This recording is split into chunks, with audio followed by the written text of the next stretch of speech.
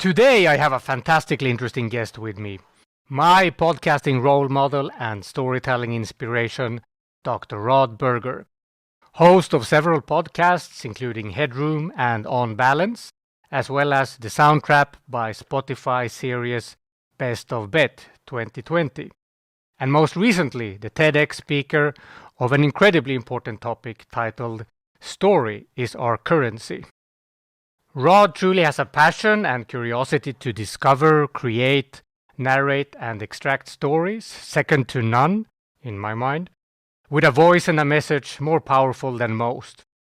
I'm honored to have been his guest and have to say, I've never felt more engaged in an interview than when storytelling with Rod. I've pre-titled this episode Social Storytelling for Global Education, since I really believe that is, in a nutshell, what Rod's message is about. Let's see what he thinks. Welcome to the podcast, my friend. Yoni, it's so nice to spend some time with you, and I'm blushing because that's just very, very kind of you. I've always been a big fan of yours. I think that in storytelling, you have to put yourself out there, and you did that when we met. We met at BET, didn't we, in London? Yeah, in 2020, in January. That's right. I think it was. Yeah, right before the world shut down. Yeah. And what I loved about you was, and it's now coming to fruition with your podcast and all that you're doing, is an absolute willingness to understand and engage with other people. And I think we lose that a little bit, or we have lost that, at least where I reside here in the US. And it's really, really important. And so because of your effort and your engagement, we fostered a friendship over the last 3 years, and it's continuing to go strong. And so I'm a big fan of what you're doing, and I think this is just the beginning. And by the way, incredible setup. Very jealous of your setup for those of you watching the show here. It looks great. Thank you so much, Rod, for your very kind words. I mean, really, I'm so honored to be able to consider you a friend, and also hoping to be collaborating with you at some point more closely as well. So this is just the beginning, as you say, after 3 years of developing a friendship and potentially a collaboration. And actually, I consider you one of those global giants that I want to invite to the podcast, since this is basically focused on Finnish education and beyond, but for the Spanish-speaking world first and foremost. And I remember that you, 3 years ago, maybe after our interview, when I asked you for some advice on the podcasting space, recommended me to really go global and think global education, because I saw my niche, and I still see my niche as, let's say, the Hispanic world, trying to bring the best of Finnish education and some case studies, success stories from the Hispanic world to the rest of the Hispanic world. And we'll see. So you are basically pioneering this global approach, being a let's say, Hispanic guest. You're not in a Hispanic country, and you're really a global educator. And that's what I want to focus on today, bringing, let's say, your perspective to the picture here and setting the stage for, let's say, my attempts to go global. And I would that sounds great. It's fantastic. So I would like to actually start with your story, your personal story with education. So how did you get into education, and then leading up to your initial interest in global education as this huge, let's say, mission that you've been pursuing as well? And let's Great go question. Into details. It's a big question, Yoni. I guess what I would say was I was the student, if I think back to when I was a kid, I was the student sort of in the margins, right? I never got in trouble. I tried to do everything the right way. Probably didn't have as much fun as I would have liked because I was too concerned with the rules. But I just kind of, I was there. I could get good grades. I got good grades, but I did not feel terribly engaged. This is where it dovetails. My storytelling life began with my geometry teacher when I was 16. And his name is Chuck May, in Michigan. I grew up in the Detroit area. And he was that classic educator that he took the time to say, there's something about this student in front of me. And he cultivated that. And so he pulled me into storytelling to work in a nonprofit that supported students making good decisions, students that might be lonely out there, students that are looking for a cause to support and be a part of and be engaged in a way that was healthy for them. And through that, he continued to push me. And he entered me into a national speaking competition, and I won that and sort of kept going. But he really was the igniter of my positive experience in education and also my storytelling. I went on to get my doctorate in clinical psychology, which just means that I could run an academic marathon, is the way that I like to put it. It doesn't make me any smarter than anybody else. Maybe makes me foolish because of the amount of debt that I had to go into.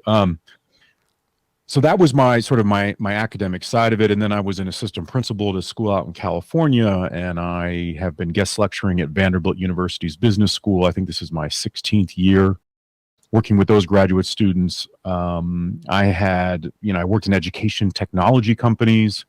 So I would be hired in to consult or be full-time to support sort of a growing knowledge base of technologists in their understanding and application of technology principles within an academic setting. What is a teacher going to gravitate towards? And if not, why? How can we build better technology? And through that, I brought back, I had a radio show years ago. I love microphones. So I know you do too. Tell me a little bit about how you got into radio and, let's say, storytelling as a separate art, and maybe disconnected from this education path that you were on. And was it in the beginning focused on education as a lecturer, etc., or how did storytelling grow into its own department, basically? So I'm first generation German. My late father grew up in Germany during World War II. He was much older as a father. And so as a young boy, I watched, there's a very famous news program in the United States called 60 Minutes. It is the legacy show in our country. Very hard topics. And so from a young child, I was watching, about the Iran-Contra, terrorism. I was learning about all these sort of global and very deep and somewhat scary topics. And I just loved the concept of the interview. And so for me, the storytelling component was about extracting or finding out about somebody else, right? Like when we sat down. And I think that really when I got my doctorate in clinical psychology, I knew that I wasn't going to practice. That was important, and it was foundational for my development. But I used those skills and those interviewing skills in my media, and I've been doing that for years. So I just took, a path that wasn't, I guess, traditional. But I knew early on that that's what I really loved. I loved to be able to sit down with somebody and extract and understand sort of why they do what they do. It just happened that I was able to apply that those experiences and sort of those approaches in different domains, right? So if it was in a clinical setting, I would get to understand somebody and sort of why maybe life wasn't going their way, and or then figure out sort of solutions, because I love strategy as well. I think in another lifetime, I would have been a chess player, just been playing chess all the time because I love chess. And so for me, it's about pairing a little bit of the chess mindset and story so that we can kind of understand sort of how these layers fit together. Yeah. So how did you get into the radio show then? And were you teaching, lecturing at the same time, or how did your career develop when you started with the radio show?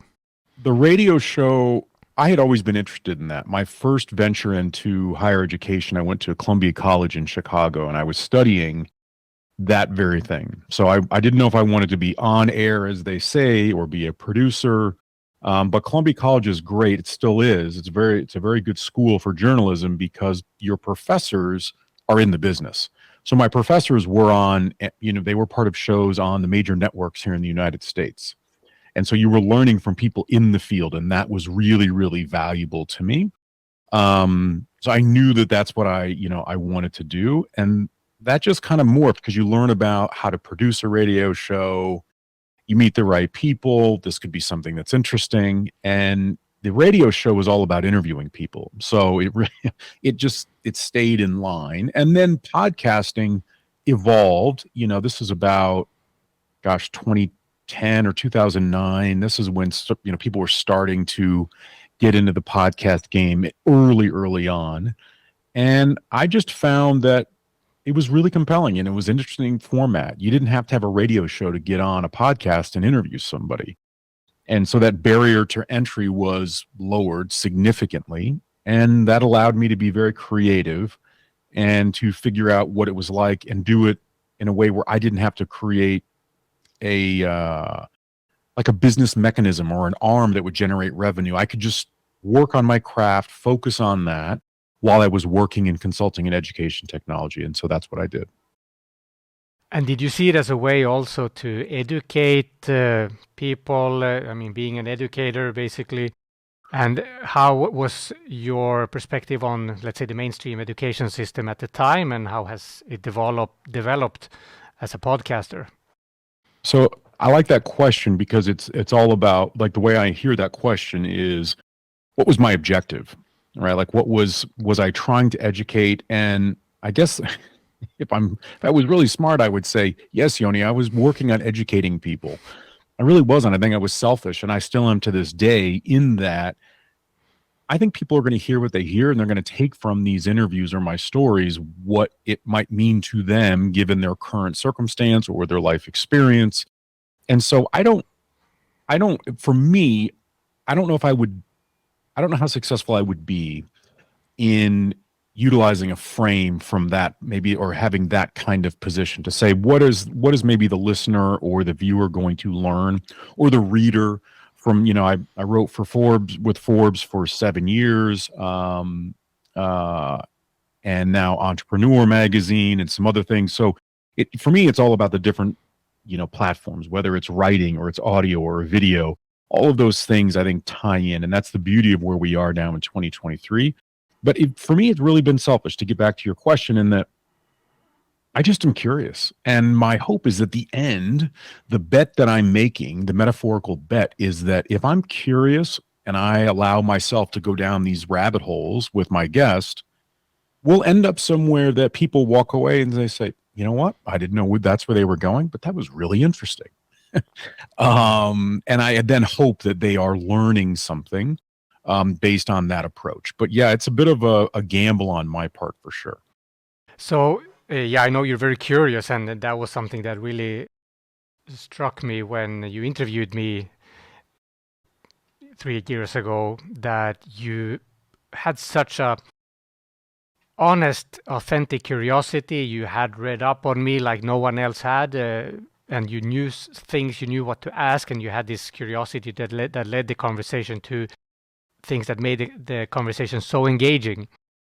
And I think that's one part of it. But then you also have this interest in sharing your message. And maybe you can talk more about that, because you have this global education message, basically, that you want to contribute to somehow.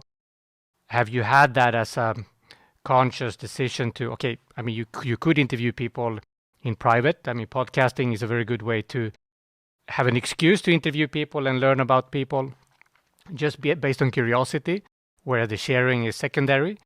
But still, you've had so if you take it to the full circle point, where you actually knew that you were interested in contributing to global education, because that was your message already since we met. Yeah, I don't know if I think of it that way. I do think very global. I've been very lucky to travel the world. I'm heading out. I know not to timestamp a podcast, but I'll be heading back to Africa in about 10 days, and I'm looking forward to that. Some more storytelling. I guess when I think about it, again, I don't think about the education side of it. I've had to. It's interesting that that's the experience you had when I interviewed you. I'll get a lot of people who ask me to help them, give them advice on how to interview. And look, there are a million people that are probably better or different and more enjoyable, and that's fine. I think it's all about whatever your unique voice is and how you approach it. That's going to bring that authentic experience for the audience.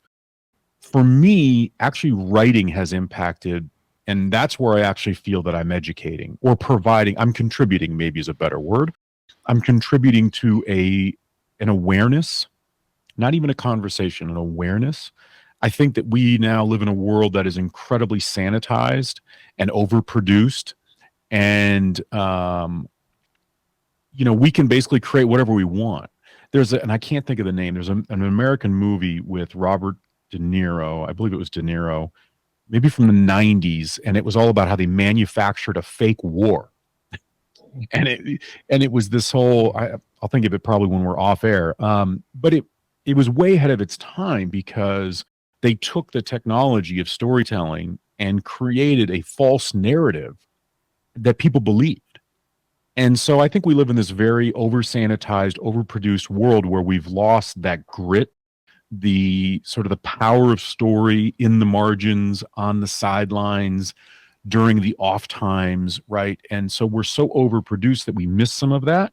And I've really found this incredible landing spot for myself in those gaps, in those crevices that allow me to hopefully slow time down and tell a story through an interview or through my writing that reflects a different experience for people outside of their daily, norms, at least in the West. And that's been the balance of writing. So it's a long way of saying, I don't even know, you'll have to correct me here as the host, but one piece of advice that I have, not that you're asking for this, but I think for people that want to get into the podcast domain is to write and not write like you're writing a news story, but write almost, I think about like journaling. And if you can publish those journals, great. But I think it forces this feeling of weightlessness. And that's really powerful in storytelling. And that's where I hope that the contribution, maybe not the education, but the contribution to a larger conversation can occur, and that I'm helping to support and supply some of that. Yeah, I think writing is also a very good way, if not the best way of thinking or advancing your own thinking, as well as conversations, talking, and especially with other people, sharing experiences and thoughts. Just by thinking on your own, you don't really advance your thinking much. You mostly go in circles. It's true. But so, yeah, I wanted to touch on that also with your Forbes writing, since that's really maybe the more conscious way of delivering a message, where you actually think about what the message will be, what the story will be. So, and that's of course a very big audience that you reach when you write for such magazines and journals.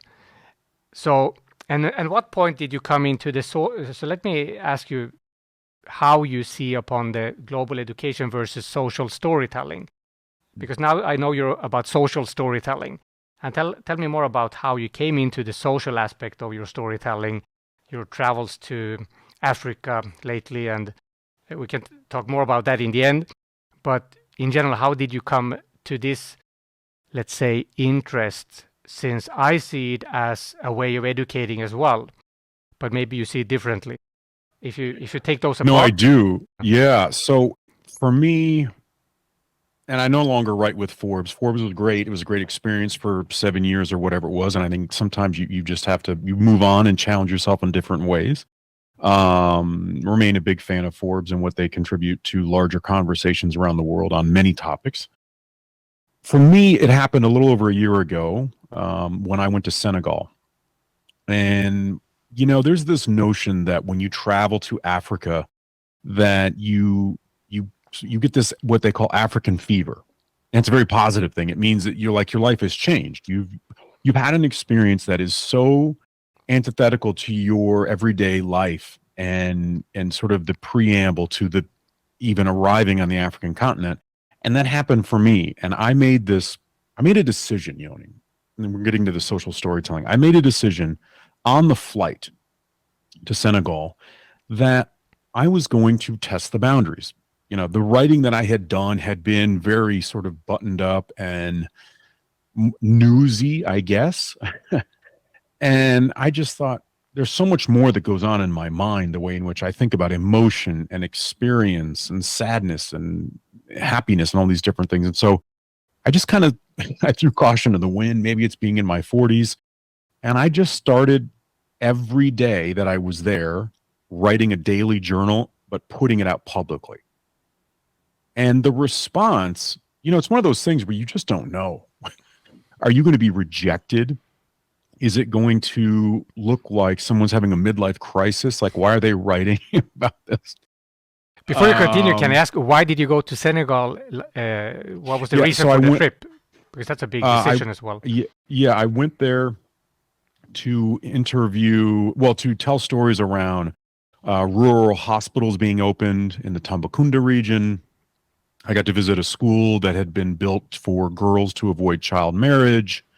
Amazing experiences. I got to go interview healthcare workers where you had to cross the Gambia River on foot just to get to their small village. I mean, these were, life-changing experiences. And so, but how did you get that opportunity to go there? How did it come about? So I had done a couple of articles the previous year on different educational companies that were supporting countries in Africa. And so people had read that and then said, well, can you come and tell some stories about what's going on in Senegal? And so that's how that happened. But that was really the launching point. So I started these daily journals and I was getting responses that were incredible. I was getting instant messages, cold, coming in from every social platform. So people across Africa were sending me notes. I had CEOs in Europe and in the US and Canada and Mexico sending me these instant messages saying, I know it's not evening time, because I would post them in the evening time of where I was. And they would say, but I'm really looking forward to your next journal.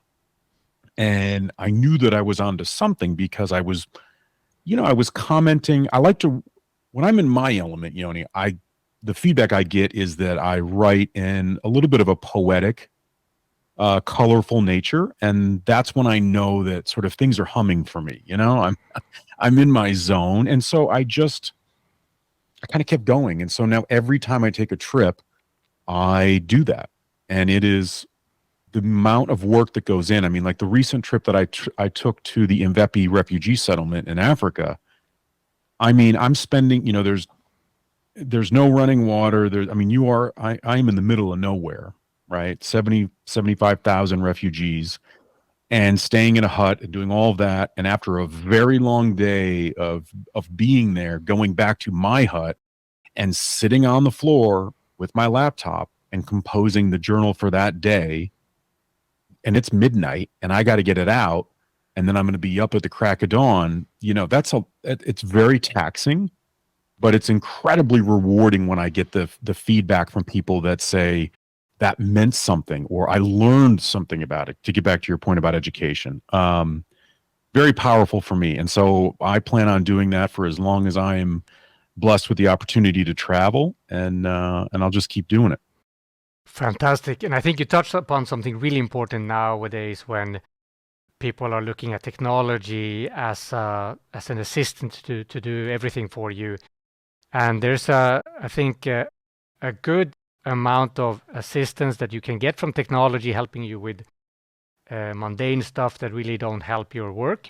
But then there's maybe too much that you use technology for when you don't have this effort reward mechanism in place. So I see that that's like a very important part of human nature, to be able to gain or really earn the reward. You feel that you have done great effort before you get the reward. Now we get too much rewards so that we even become isolated and depressed because we get dependent on these dopamine kicks that come without effort. And I would like you to touch upon this maybe a little bit later, but if you see that there's a good connection to your experience, because the social media element has been of great benefit for you, of course, since you exploded basically on Instagram, I think, and since our interview at least.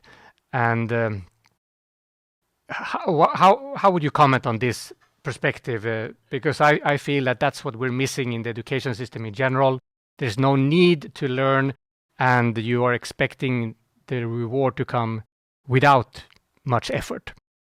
Yeah, I think that when we talk about the reward systems in education, and then if we sort of layer in social media, I don't know if I'm a fan or if I'm just a participant.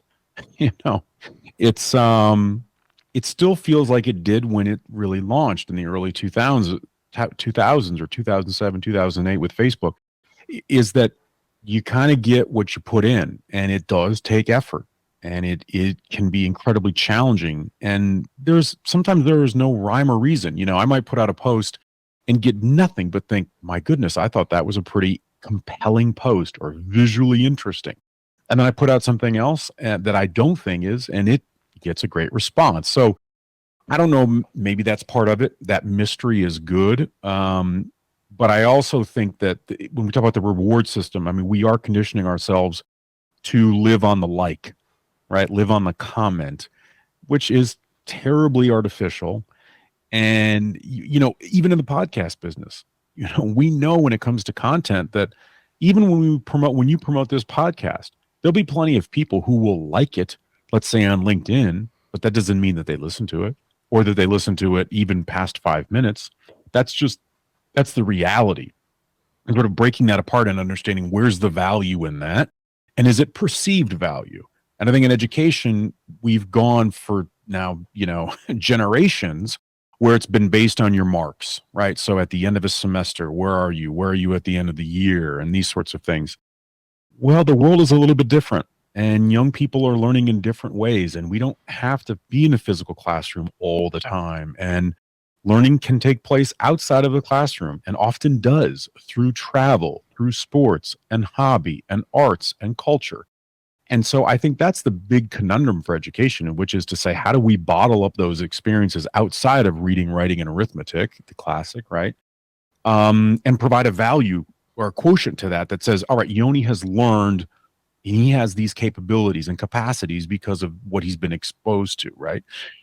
That's really challenging for education. And that's tough because you've got to generate revenue somehow. You've got to be able to pay for the structures, for the educators, for the programs and the resources. And in higher education, you've got to look at higher education. It's really struggling to figure out what's the value proposition of higher education, because right now you can start your own business tomorrow. You and I could, off of this podcast, decide to start our own business, and that has nothing to do with whether or not we went to a university or not. And so that is a conundrum. It's a big conundrum. And in global education, we're on different continents. That doesn't stop us. All that stops us is maybe sleep and time zone difference. But everything is right there for us. And so I think that can be a real challenge. And social media is really sort of leading the charge, for better or for worse, in the way in which we express and acknowledge an achievement from someone else, or what we have learned, or how we have consumed information. And that is impacting, I think, our personal lives, our relationships, and the way in which we educate ourselves. Yeah, and that's in general where I see that your talk around story is our currency becomes so important, let's say on a global scale. Can you go deeper into that, the topic of your talk, the TEDx talk, and maybe then mention how that became a full circle moment for you, which you mentioned when you published it, related also to Sir Ken Robinson and creativity, since he's maybe the father of the way we want education to be, focusing on creativity, etc. Yeah, it's so I'd always wanted to give a TED or a TEDx talk. I had been very fortunate to meet in person on several occasions Sir Ken Robinson, really the father, if you will, the late father of TED Talks. And, we got to share a glass of wine with he and his wife a few years ago, and these sorts of, so incredible experiences. But to be in the process of the TED Talk or the TEDx talk is very different than what you see from the finished product. I mean, it is challenging for a storyteller or someone who enjoys the power of stringing together letters that become words, that become prose. That can be a real challenge because you're trying to package all of these different experiences in a way that hopefully is digestible, hopefully challenges an audience member, and basically leaves them hanging. I don't know if you have to have a result or an answer for something, but a larger question that makes you think, right? and drives that thought process after you've watched a talk either in person or online. So for me, I knew that if I was going to do it, it had to be around story. I had about 8 weeks from when I found out to when I presented, which is a very short period of time from what I've heard for most people. Most people have, maybe 6 months to kind of get everything together. I was composing mine while I was sitting at the refugee camp. So for me, the backstory may mean even more than what you saw online. And so I think when I look back at it as the years pass, that will be where I have some affinity for the process, is that through all of that, I was composing and weaving together these stories. But there was so much that I wanted to even talk about in the TEDx talk that I didn't have the time to, that either will go into another TEDx talk or into other public speaking opportunities and writings into the future that I'm working on now. But I think the challenge of a TEDx talk or a TED talk is vital when we think about how to communicate something that is thoughtful, provocative, moving, informative. It's about having an opinion and taking information from the world around you and applying that in a way that you can communicate to the masses. I don't think that that's a bad skill to have. I hope that my young children develop that skill. We've always talked about, right, people fear public speaking more than they do death and these sorts of things, but I think that's outdated. We live in a world where kids have their own YouTube channels and it's just a very different world. So we'll have to figure out a new thing that scares us to death or more than death. But yeah, the power was it allowed me to think about these stories that I think have an impact. And I think we have to be aware of what's going on. We can't live in a vacuum. And I think one area, I don't know if I'm answering your question, is when we think about like climate change, right? I mean, we've forever lived in these vacuums where I'm in the US, you're in Finland, whatever you do, and we'll do what we do. It doesn't work that way anymore, right? It is the butterfly effect. It is the domino effect, that if what I'm doing here is harmful to the planet, it's gonna have a residual effect on you and your family in Finland. And now we do have to pay attention, right? So if we change a policy on our emissions or what we're trying to achieve by 2030 or 2050, there are global implications. And so I think that changes the narrative. It makes us think about what other people are doing, how they're solving problems, how they're communicating the challenge at hand, and how they're communicating the need that they might have to accomplish the goal that we now share, which is to protect our planet for the next generation. And can you summarize the message that you really had with this story is our currency, and what you meant by that, and if it's an idea or actually your opinion, and summarize, let's say, the message? Well, one, I'd say go check it out. Definitely, highly recommended. But really the message is that you kind of have to get it. This may be very American of me, but it's like you have to get off the couch, get out of the chair, and share your story. Because if you don't, why is that? I mean, that's kind of my closing in a little bit, right, in a roundabout way, which is, if I spend time with you, Yoni, if you don't have something to share, why not? And what's the impact on your personal life, your marriage, your kids, your community, what you do for a living? It's about taking personal responsibility for the story that we are writing our own story, whether we're sitting on the couch or whether we're actively pursuing something in our lives, hopefully with purpose. What I love about the younger generation is purpose over profits is what I keep hearing. Yeah. That's, I think, incredible. And it's not just something that's, noble. I think that it is very practical and can have tangible and positive effects on our world going forward. So really, for me, stories are currency, which is to say, take ownership of the story that you have. And a lot of that came from my guest lecturing at Vanderbilt University's business school, Owen Graduate School of Management, where I work with these graduate students on basically inverting their script. If we talk about resumes or CVs, a lot of times younger professionals will bury the lead if we integrate in journalism, right? So whatever's interesting about you, Yoni, if I look at your resume, the odds are you will have buried it to the bottom of the page, where you might also say that you're proficient in, let's say, Spanish and Microsoft Excel. It's like, no, no, no. What makes you interesting and compelling is probably buried into these experiences that you think don't have relevance, when in fact they do. Because the hiring managers don't hire because of the university you went to. They're hiring because they've heard that you're really fun to work with. You're good to work with. You bring ideas. You are collaborative, right? And stories that illustrate that are going to be valuable to you and wherever you go in life. And so that's really what I was talking about. And I wove in different stories about people that have impacted me from my travels, from the Nordics, from Africa, and hopefully it meant something, to people. But there's so much more that's behind our LinkedIn profile, our Instagram, feed, or our Facebook. We're so much more, and we have to take ownership of that. There's not a lot we can take ownership of, it feels like these days, but we can take ownership of the story that we live and that we tell. Yeah, I mean, that's so powerful. And I really think that now is really the time to push that message even harder.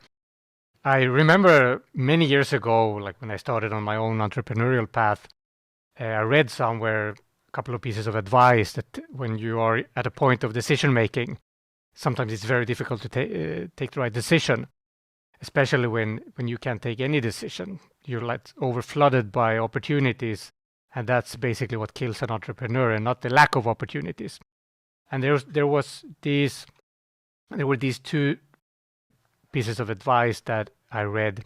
The one was about how to take a decision. The one was what would make the better story, and two, would you regret this if you don't do it in 10 years, something like that. And that has kind of been my guiding light, well, since more than 10 years back, around what decision to make, what makes the better story. Because I do have also maybe this ambition to become an author, a real author one day.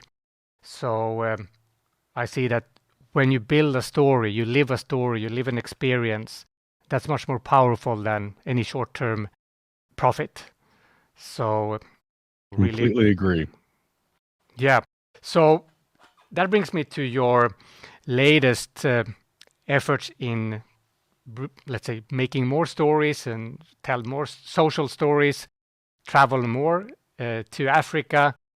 Anything you can say about your next projects, your upcoming projects around social storytelling?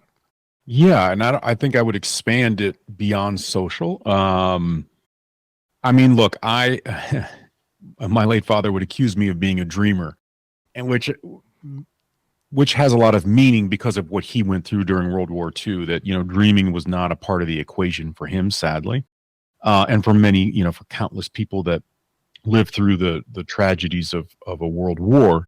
But I've always been a dreamer, and always, what's next? What's next? What's next?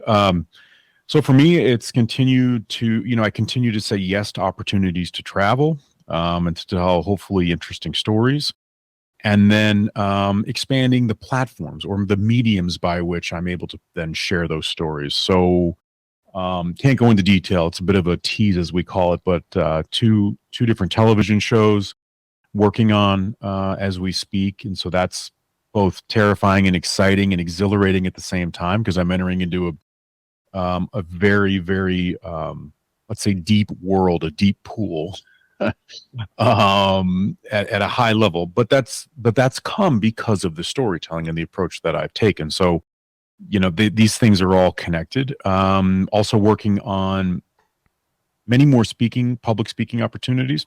It's something that I've done sporadically throughout my life from when I was a teenager. And I'm trying now, especially on the heels of the TEDx talk, to do that with more formality and purpose, and then writing. So working on a couple of different book projects, and so I guess bigger, bolder storytelling, where what I've been doing is more micro and individually story based. I'm actually heading out here in the next 24 hours to Las Vegas to do a day in the life story of somebody there. I'm looking forward to that, kind of see how they've impacted the Las Vegas community. So I love the day in the life, the experience. So that's kind of the next step for me, is these experiential opportunities to sit in the world or the environment of the guest or the individual that I'm profiling or the organization, and then take it from there to these different platforms, whether that's a television show that's streaming, to a book that you're reading at an airport, or to a speech that I'm giving, somewhere in, let's say, Helsinki. Fantastic.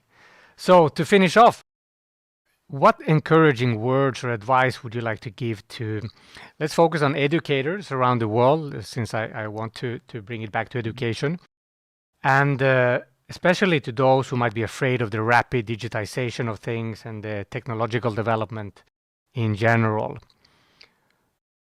Advice that I have for both, I think I'll say students of life, because I put educators in that bucket as well, all of us, would be, again, it goes back to the TEDx talk, which is to don't underestimate the value of your experience and sharing that experience.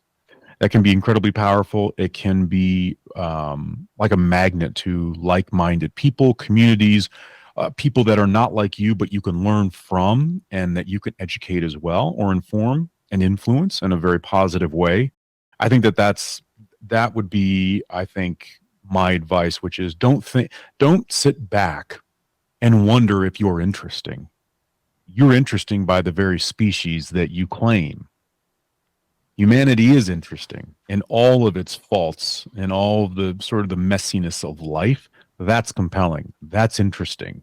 And get used to sharing it, because that's how people connect. I mean, that's one of the reasons why I went with my approach with my TEDx, is that I was having too many experiences, whether I was, in a remote region of Western Africa and hearing a problem from somebody or a challenge or an opportunity and thinking to myself, wow, I heard the same thing from somebody in Cleveland, Ohio, or in Stockholm, or Mexico City. And so we do share a lot of the same challenges. It just is that the canvas that we live within has different paint, or, it's just different, the platform, but we're humans. And so by our very nature, we are insecure, we are vulnerable, we can be possessive, obsessive, persistent, and also fail a great many times. And it's funny that when you share those things, you develop quite a circle of friends, a community, a global community. And so share that. Challenge yourself to not just put the most perfect picture on Facebook of your family. It's like, I'll close with this, or let you close. But years ago, my son will be 11 here shortly. But when he was, I don't know, not even a year old, maybe a year old, doing like family photos and this sort of a thing, and he started to cry and was basically having just a meltdown in front of the photographer. And she looked at us like, oh, we'll just take a break. And I said, no, keep taking the photos of him, because that's that's interesting. He will look back at that and say, wow, just look at, because you only normally see the smile, the happiness, right? Everything looking perfect. And I think those are some of my most, fun photos to reminisce around, and to do so with him, is to look at those and say, look at that. It's just such a fun experience. He looks so interesting to me, even if he wasn't my son. And he likes it as well. It kind of shows real life experience. And so I think that's a really long-winded way of saying, don't be afraid that your story is not going to matter and or be interesting, because I promise you it is, and it will be. Yeah, I mean, I think that has to do with the fact that we might think that we are more unique than we actually are. We are unique, but not that unique. So everything we have to share, there will be someone who's interested in hearing that. And I think that, well, I would summarize by the words that you would really need to have the courage to be vulnerable, to share. And I think that that's what connects us as well.